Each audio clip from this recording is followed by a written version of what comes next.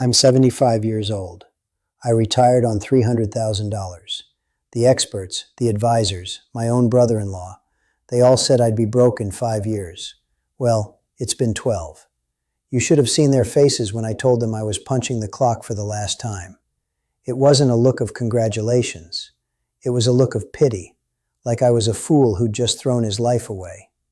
My brother-in-law, who sells insurance, he sat me down with a very serious look and a stack of charts. He showed me all the reasons it wouldn't work. Inflation, medical emergencies, the market. It was a long list. For a while there, I almost believed him. Because that's what they do, isn't it? They fill your head with so much fear that staying on the hamster wheel feels safer than stepping off. They make freedom sound like the most dangerous thing in the world. But after 45 years of working, I was more afraid of another Monday morning than I was of running out of money. And so, I took the leap. My name is Ron, and this is the story of what I found on the other side. I know why you're watching this. You've seen the numbers they flash on the news. You need 1 million, 2 million, maybe more, just to have a decent life when you're older. It feels like a finish line that someone keeps moving further and further away, doesn't it? It's enough to make you feel hopeless, like you're running a race you can never win. I want you to know that feeling is not your fault. You're not bad with money. You're not lazy. You're just a human being living inside a system that is designed to make you feel like you are never, ever enough. I was scared too. I'll be honest, the first year I checked my bank account every single day. I was terrified they were right and I was a fool. But I learned something. I learned that the math they use to scare you is missing the most important parts of the equation. Today I'm going to walk you through the 3 biggest truths I learned about money and life after I retired with a number that scared the hell out of me.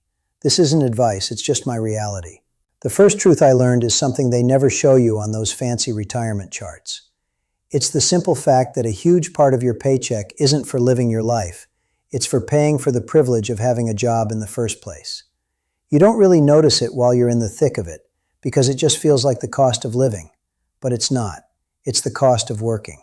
I'm talking about the gas in your car for the commute, the insurance on that second vehicle you only need to get to the office, the new tires every couple of years.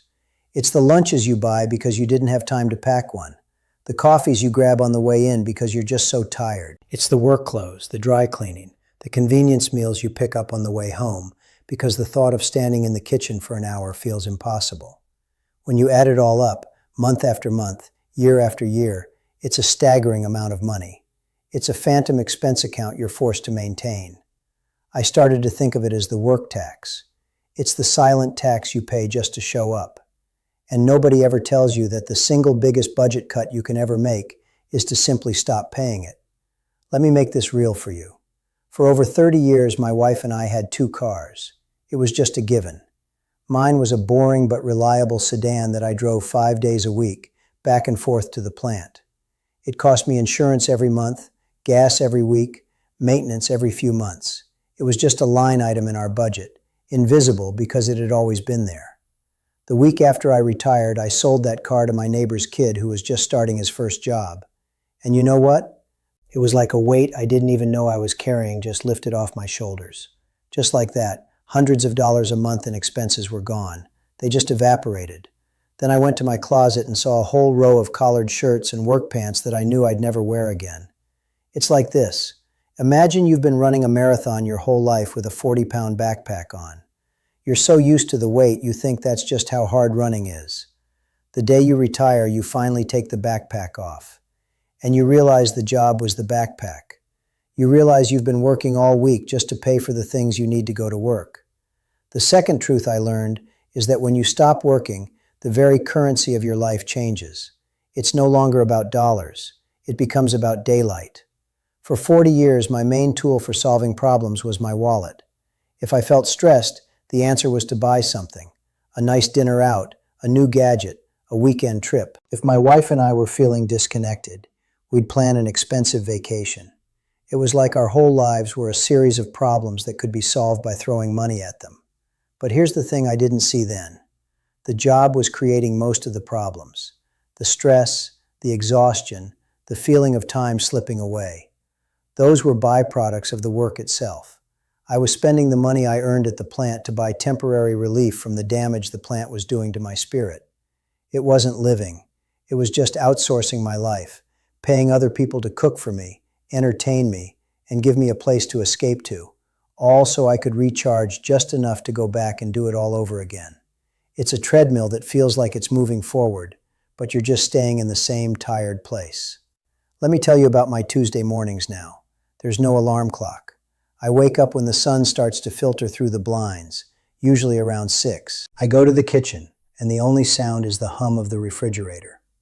I make a pot of coffee, the same cheap brand I've been drinking for 30 years, and I pour it into a heavy ceramic mug that Martha gave me for Christmas a decade ago. I take it out to the back porch and sit in this old wooden rocking chair that creaks a little. And I just sit. I watch the cardinals and the blue jays fighting over the bird feeder. I watch the dew burn off the grass as the sun gets higher. Sometimes Martha comes out with her own cup and we'll sit there in silence for a good half hour, just listening to the world wake up. There's no agenda. There's no meeting to get to. There's no pressure. The whole morning costs exactly nothing. And you know what? It's the most valuable thing I own. It's a kind of wealth they can't measure on a stock chart. It's real. I used to think a $50 steak was a reward. It was what you did after a hard week to prove to yourself that it was all worth it. But it was never about the steak. It was about buying a moment of feeling important, a moment of feeling like you weren't just a cog in a machine. Now I see that for what it was. It was a transaction. It was a cheap copy of the real thing. The real thing is having the time to read the whole newspaper, not just the headlines. The real thing is going for a walk in the middle of the afternoon for no reason at all. The real thing is having a conversation with your neighbor over the fence that isn't rushed.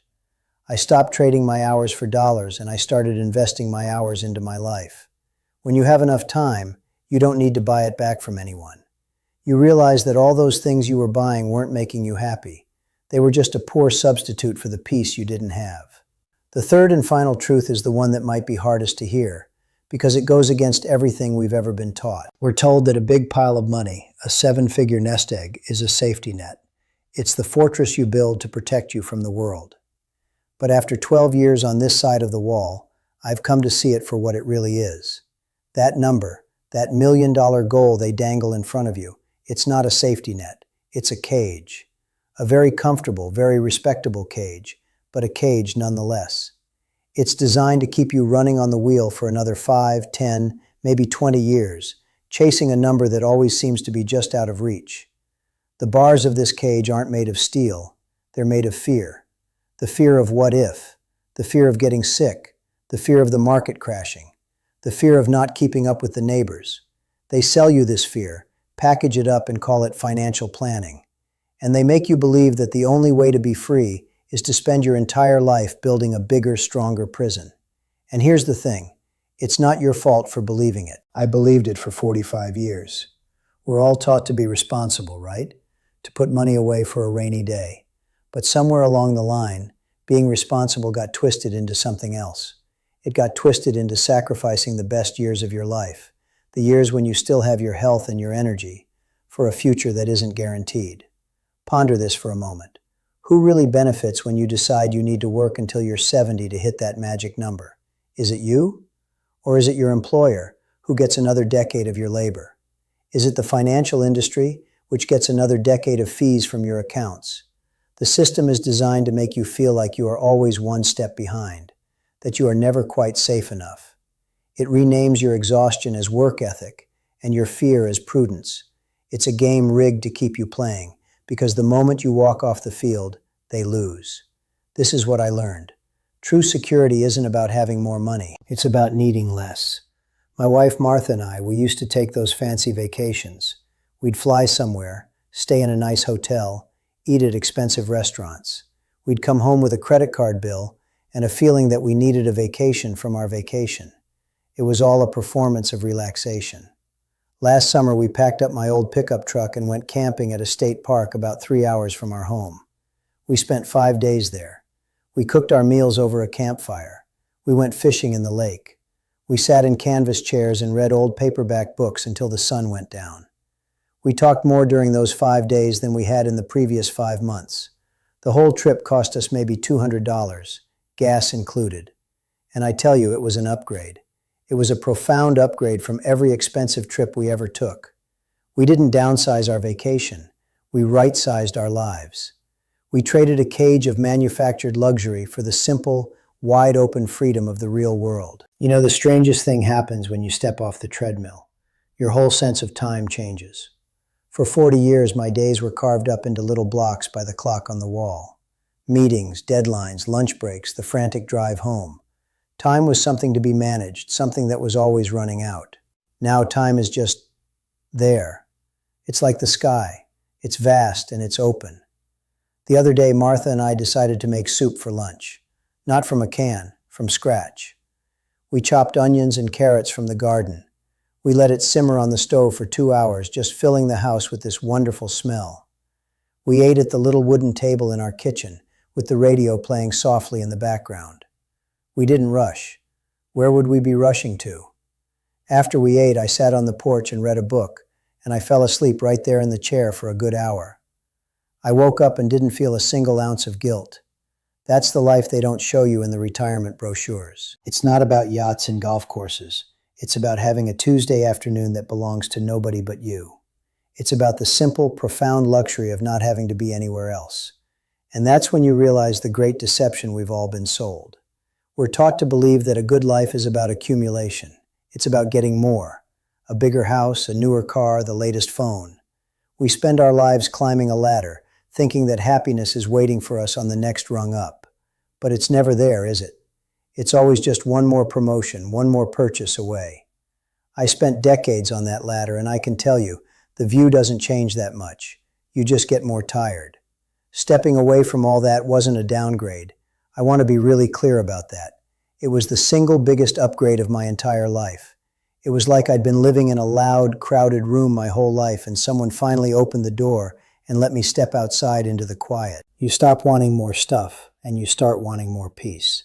You stop wanting a bigger house, and you start wanting a life that fits inside the one you already have. You discover that enough isn't a number in a bank account. It's a feeling in your bones. It's the feeling of a quiet afternoon, a full stomach, and a mind that isn't worried about tomorrow. For 45 years, I thought the game was about money. I thought the finish line was a number in a bank account. That's the story they tell you because it's a story that's easy to measure, and it's a story that keeps you on their treadmill. But that's not the real game. The real game they're playing is for your identity. They give you a title, a business card, a spot on the organizational chart. They make you believe that your value as a human being is directly tied to your productivity, to your usefulness to the company. The fear of retirement for most of us isn't really about the money, not deep down. It's the terror of becoming invisible. It's the fear that if you're not producing something, you are nothing. That's the real cage. It's not made of financial insecurity. It's made of the quiet, nagging question, without my job, who am I? And they count on you being too scared to find out the answer. And here's the truth I had to get to be 75 years old to finally understand. The system isn't just designed to take your time and your money. It's designed to make you forget that your worth was never up for negotiation in the first place. You were born worthy. You didn't have to earn it. The whole point of the endless grind is to make you forget that. It replaces your inherent value with a market value. Retiring wasn't about leaving a job. It was about resigning from that entire system of valuation. It was about looking at the world and saying, I am no longer participating in the illusion that my worth is something that can be measured by a paycheck or a title. For most of my life, I was a man who did things. I was a supervisor, a husband, a father, a provider. Now, I'm just a man who is. And let me tell you, it's more than enough. It's everything. So I go back to the beginning. I think about my brother-in-law with his charts and his serious face, telling me all the reasons my plan was a fool's errand. He was looking at a number, $300,000, and seeing a math problem that didn't add up. And for a long time, that's all I saw too. But he was wrong. We were both wrong, because the number was never the point. The real question was never, can you survive on this? The real question was, what kind of life are you trying to buy? The life I was living, the one with the commute and the stress and the constant feeling of being behind, that life was incredibly expensive. This new one, the quiet one, It turns out it costs a whole lot less. And if you're sitting there right now, looking at your own numbers and feeling that cold dread in your stomach, I just want you to know that I see you. I was you. That feeling is real, but it might be based on the wrong math. It might be based on the cost of a life you don't even want anymore.